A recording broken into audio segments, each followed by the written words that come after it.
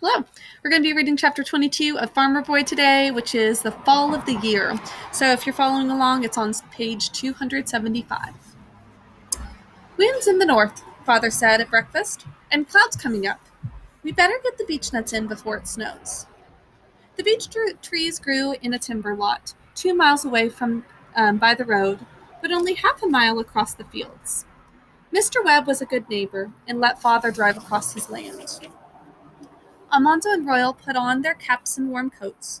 Alice put on her cloak and hood, and they rode away with Father in the wagon to gather the beech nuts. When they came to a stone fence, Almanzo helped to take it down and let the wagon through. The pastures were empty now. All the stock was in the warm barns, so they could leave the fences down until the last trip home. In the beech grove, all the yellow leaves had fallen. They lay thick on the ground beneath the slim trunks and delicate bare limbs of the beeches. The beech nuts had fallen after the leaves and lay on top of them. Father and Royal lifted the matted leaves carefully on their pitchforks and put them, nuts and all, into the wagon. And Alice and Almanzo ran up and down in the wagon, trampling down the rustling leaves to make room for more. When the wagon was full, Royal drove away with Father to the barns, but all Almanzo and Alice stayed to play till the wagon came back. A chill wind was blowing, and the sunlight was hazy. Squirrels frisked about, storing away nuts for the winter. High in the sky, the wild ducks were honking, hurrying south. It was a wonderful day for playing wild Indian all among the trees. When Almanzo was tired of playing Indian, he and Alice sat on the log and cracked beech nuts with their teeth. So beech nuts will have, some protein in it, just like a normal nut. I'll post a picture of what they look like. Beech nuts are 3-cornered and shiny brown and small, but every shell is solidly full of meat. They are so good that nobody could ever eat enough of them. At least Almanzo never got tired of eating them before the wagon came back. Then he and Alice trampled down leaves again, while the busy pitchforks made the patch of bare ground larger and larger. It took almost all day to gather all the beech nuts. In the cold twilight, Almanzo helped to lay up the stone fences behind the last load. All the beech nuts and their leaves made a big pile on the south barn floor, beside the fanning mill. That night, Father said they'd seen the last of the Indian summer. "It will snow tonight," he said. And sure enough, when Almanzo woke the next morning, the light had a snowy look, and from the window he saw the ground and barn roof white with snow. Father was pleased. The soft snow was 6 inches deep, but the ground was not yet frozen. "It's poor man's fertilizer," Father called such a snow, and he set Royal to plowing it into all the fields. It carried something from the air into the ground that would make the crops grow. Meanwhile, Almanzo helped Father. They tightened the barn's wooden windows and nailed down every board that had loosened in the summer's sun and rain. They banked the walls of the barn with straw from the stalls, and they banked the walls of the house with clean, bright straw. They laid stones on the straw to hold it snug against the winds. They fitted storm doors and storm windows on the house just in time to keep it safe and warm. That week ended with the first hard freeze. Bitter cold weather had come to stay, and now it was butchering time. In the cold dawn before breakfast, Almanzo helped Royal set up the big iron cauldron near the barn. They set it on stones and filled it with water and lighted a bonfire under it. It held 3 barrels of water. Before they had finished, Lazy John and French Joe had come, and there was time to snatch only a bite of breakfast. 5 hogs and a yearling beef were to be killed that day. And this was just this was their main way of getting meat, is from the animals that they raised. They were raised for that purpose. So I know that's sad for some of you to hear, especially if you're a vegetarian, but that was normal for their family. As soon as one was killed, Father and Joe and John dipped the carcass into the boiling cauldron and heaved it out and laid it on boards. With butcher knives, they scraped all the hair off of it. Then they hung it up by the hind feet in a tree and cut it open and took all the insides out into a tub. Almanzo and Royal carried the tub to the kitchen, and Mother and the girls washed the heart and the liver and snipped off all the bits of fat from the hog's insides to make lard. Father and Joe skinned the beef carefully. The hide came off in one big piece. Every year, Father killed the beef and saved the hide to make shoes, just like a leather. Now, all that afternoon, the men were cutting up the meat, and Almanzo and Royal were hurrying to put it all away. All the pieces of fat pork they packed in salt in barrels down in the cellar. The hams and shoulders they slid carefully into barrels of brown pork pickle, which Mother had made of salt, maple sugar, saltpeter, and water, boiled together. Pork pickle had a stinging smell that felt like a sneeze.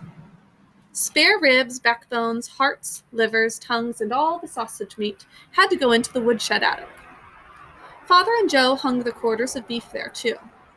The meat would freeze in the attic and stay frozen all winter. Butchering was finished that night. Prince Joe and Lazy John went whistling home with fresh meat to pay for their work. And Mother baked spare ribs for dinner. Almanzo loved to gnaw the meat from the long, curved, flat bones. He liked the brown pork gravy, too, on the creamy mashed potatoes. All the next week, Mother and the girls were hard at work, and Mother kept Almanzo in the kitchen to help. They cut up the pork fat and boiled it in big kettles on the stove. When it was done, Mother strained the clear hot lard through white cloths into big stone jars. Crumbling brown cracklings were left inside the cloth after Mother squeezed it, and Almanzo sneaked a few and ate them whenever he could. Mother said they were too rich for him. She put them away to be used for seasoning cornbread. Then she made the head cheese. She boiled the 6 heads till the meat came off the bones. She chopped it and seasoned it and mixed it with liquor from the boiling and poured it into 6-quart pans.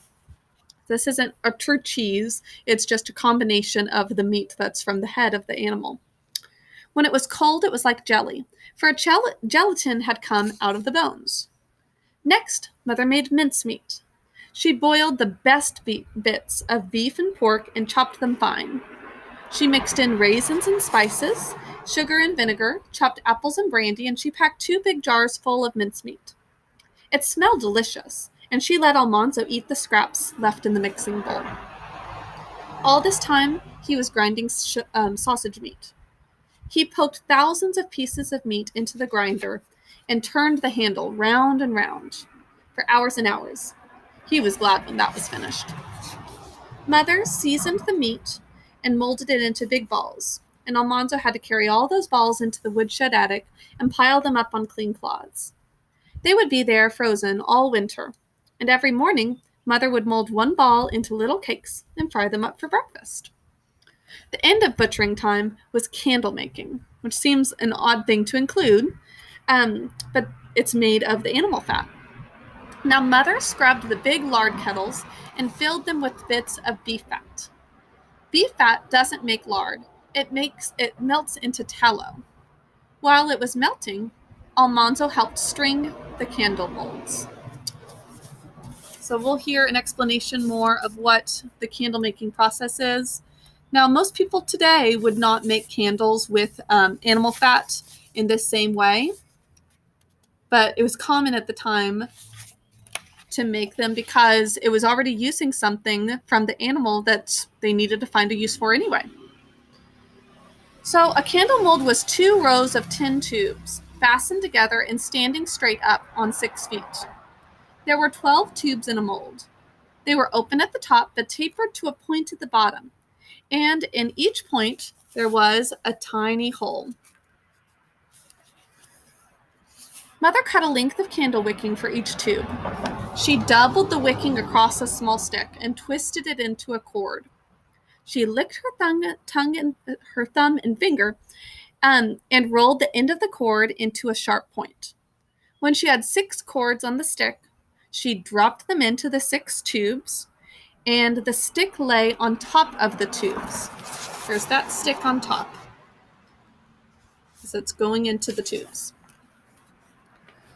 The points of the cords came through the tiny holes in the points of the tubes, and Almanzo pulled each one tight and held it tight by sticking a raw potato on the tube's sharp point, which the picture also shows the potatoes at the bottom. When every tube had its wick held straight and tight down its middle, Mother carefully poured the hot tallow.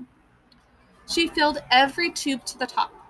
Then Almanzo set the mold outdoors to cool. When the tallow was hard, he brought the mold in. He pulled off the potatoes. Mother's dipped, that's a typo, but Mother dipped the whole mold quickly into the boiling water and lifted the sticks. 6 candles came up on each stick. Then Almanzo cut them off the stick. He trimmed the ends of wicking off the flat ends, and he left just enough wicking to light on each pointed end. And he piled the smooth, straight candles into waxy white piles. All one day, Almanzo helped Mother make candles. That night, they had made enough candles to last till butchering time next year.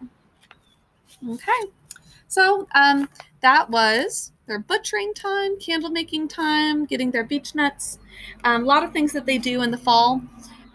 Candle making would be something that maybe some of you could do if you have time and if you have help from your parents, because you do have to melt something to be able to make it.